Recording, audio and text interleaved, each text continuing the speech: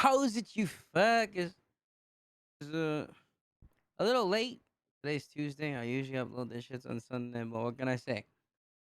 But I've been a little busy. You know what I'm saying? Fucking with the new job and whatnot. So sorry. Getting used to it. But we'll get a little better at this. Yeah. Not bad. But yeah. Not too many news stories this week. I'm not gonna do the what to do this weekend type of thing because a lot of days went by already. So we'll do that segment again once again on Sunday. Yeah. So let's get into it. This first one is just a guy that they're looking for.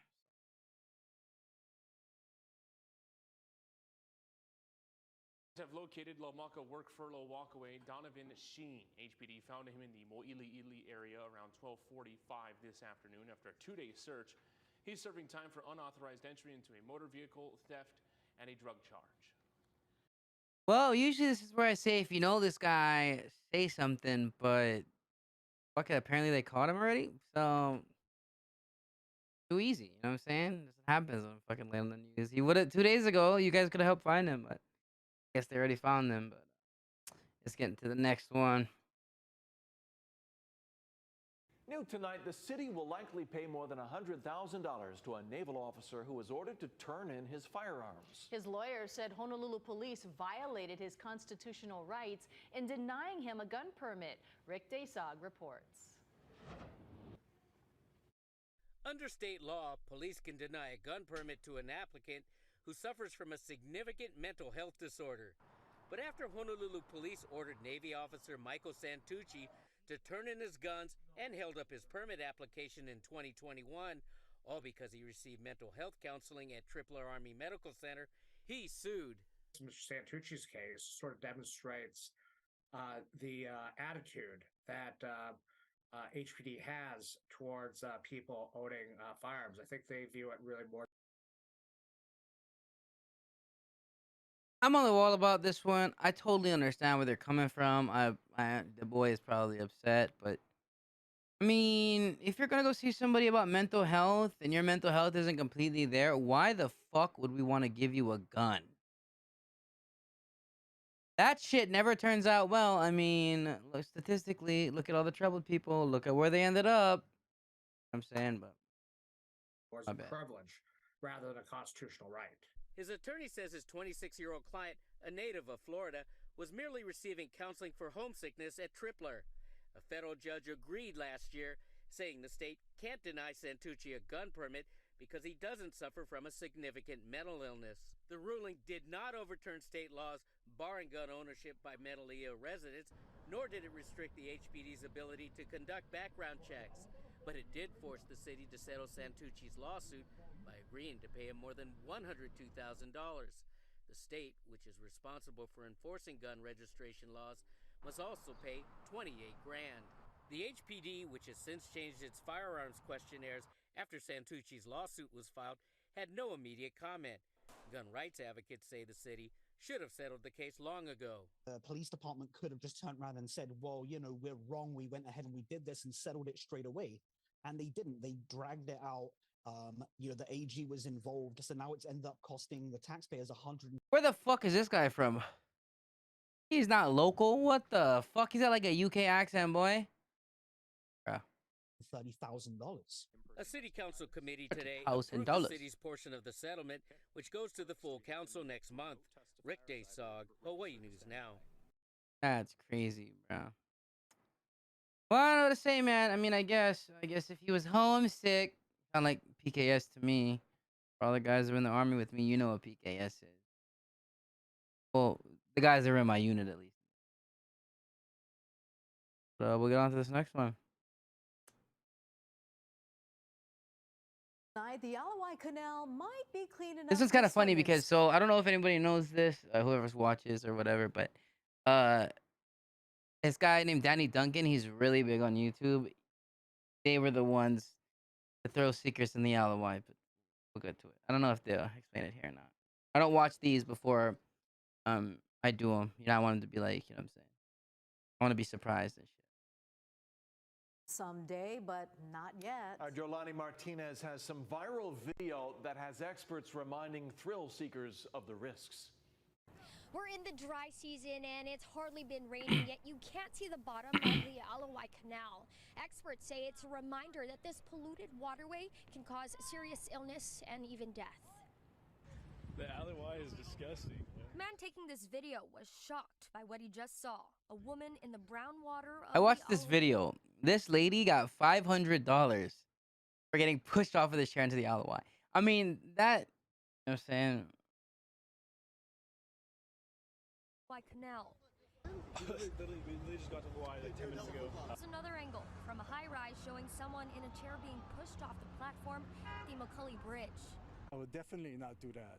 You're asking to get MRSA or that flesh-eating disease. Canoe Club coach Bert Singh knows people who got a staph infection from the Alawai. Paddlers take plenty of precautions. Like that Willy Wonka chocolate river. Like I wouldn't go swimming in there, no. Yep. Julio. Before going into Alawai, if you have any cuts or sores or cuckies, they call it, like, you have to put alcohol on it, clean it, put like my finger here, like tape it up. So when we're finished with practice, we rinse off the canoes and we all rinse ourselves off, take a shower. Septic shock survivor Katie Granger says she is living proof that a little infection can become life-threatening.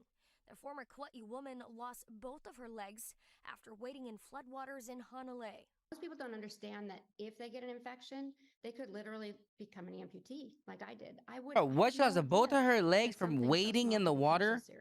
If you guys don't know what wading is, it's like W-A-D-E, W-A-I-T. Wade is like the chill. Which thrives in warmer temperatures.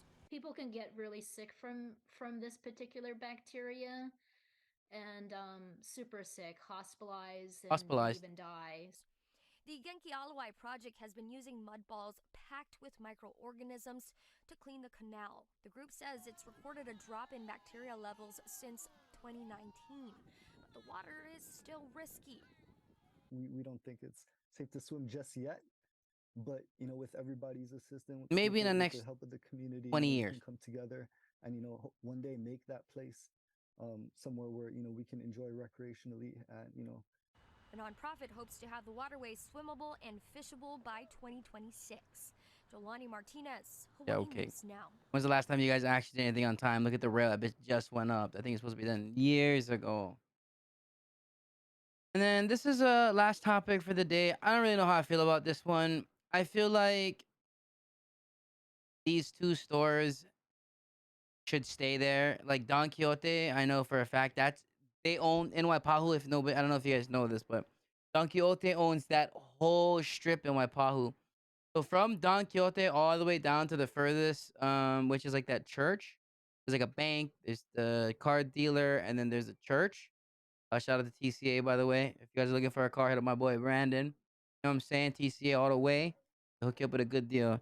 Tell him your boy Jay sent you, or JMO. You know what I'm saying? He's gonna know exactly. But yeah, we'll get into this last one. Affordable housing development is being planned in Waipahu. The landowner, Kamehameha School, says it's going to create more than 500 units. Yeah, our Casey Lund is live there this morning. morning. Cam Schools owns all that land? Impact the community. What's going on, Casey? Aloha, good morning from Waipahu. We're here on Farrington Highway. The Times supermarket behind me this fucking audio is crazy. When we reference that development that Kamehameha Schools is going to be putting in. My audio sounds better than his, so and that means this Times will close eventually. my setup is nowhere nearly as close to what theirs is. We also learned the Don Quixote down the road on Farrington will also close. And that's going to cause some difficulties for a lot of folks in the neighborhood when it comes to getting groceries. I want to talk to Richard Oshiro. He is on the Waipahu Neighborhood Board, a longtime Waipahu resident. I want to talk a little bit about that development. You're going to get groceries from Seafood City now. People agree that more affordable housing is always needed, especially right here. What are your concerns, though, when you think about how... So what about the people that make too much for affordable housing? Like, can you guys start making some medium income houses? Like, damn. Because this is help us medium guys out. And when Kamehameha Schools proposed their project, they did say that, the current plan is to put up two high-rise structures, one 19 stories and the other 18 stories, and then another building across the street of about 7 stories. So, when you put those two high-rise structures on this property, I don't think you'll have any room for a replacement to Times. because it needs a pretty large footprint to get reestablished. But then the real problem was when we heard about Don Quixote this week also closing. So what's going to happen is that it's going to really limit people's access in Waipahu to affordable. Wait, maybe they don't own Don Quixote. Why is Don Quixote closing? So Is Don Quixote just closing to that's really close or what? unfortunate, and that's going to be something that we're going to have to live with before the buildings are completed. And we spoke with Kamehameha Schools recently, who said they, they're looking for a grocer to fill that spot in the retail space below the development. But actions speak louder than words, right? And I want to ask you though, how has communications been? I know at Kalihi they built that high rise on top of Times. Surrounding the community and the needs while that construction. But I think you need like affordable groceries. big Well, they like never talked really about base, a big like replacement huge for base Times, to and build they a high did rise say on that top of they're a looking supermarket. for a grocer, but I don't think you can replace a Times supermarket into that project because again, this is not a large parcel. So I'm hopeful that they will succeed and find an alternative to Times. But as Let's look at what they're doing here. So this is where Times is, I would assume, right? And you got across the street. They said they wanted to build more. Bobby. it could be quite a ways down the road. And Yeah, I guess. closing relatively soon. Do you have any insight into the timeline for the closures? Well, I'm sure that the stores will close obviously sooner rather than later, because if the timeline is for the structures to be started in 2025, obviously you have to demolish them before that. So my expectation is that this store will likely come down within a year or so. Very good. Richard Oshiro on the neighborhood board here in Waipahu. I appreciate your insight and your concern for the community. Of course, we've reached out to Times and Don Quixote, the same company there, to get a little bit more information about the timeline. They weren't able to give us an interview today. Of course, this will be a story we follow up on throughout the years as that development moves forward. Oh, because Don Quixote bought out Times. I don't know if you guys know that, but Times is not owned by Don Quixote, I'm pretty sure. All right, I know for sure the IAO one is. And I guess the one there as well. But yeah, that's it for this week. No events. I mean, the carnival is still going on. You know what I'm saying? You still want to go to that. But yeah, everybody enjoy the rest of your week. I'm sorry I'm late, but get you on the next one. Aloha.